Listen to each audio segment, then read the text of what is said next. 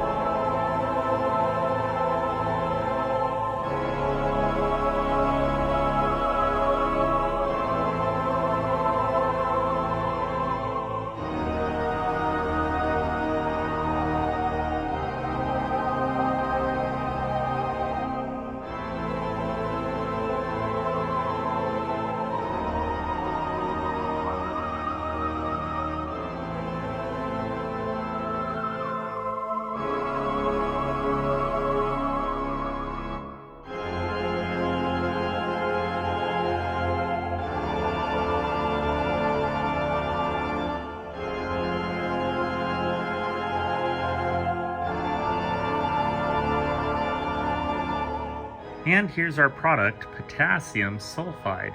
Potassium sulfide is used in pharmaceuticals, is used in photography, and even for staining bronze and other metals. Potassium sulfide. Here's the balanced equation for this amazing synthesis reaction. We start with reactants potassium and sulfur. We have 4 moles of potassium, that's 4K, plus 1 mole of the diatomic molecule of sulfur, that's S2. When those combine, they create the product potassium sulfide. We have 2 moles of potassium sulfide, that's the 2K2S.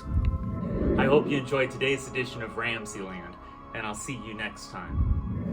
If you enjoyed this presentation, be sure to remember to like and subscribe.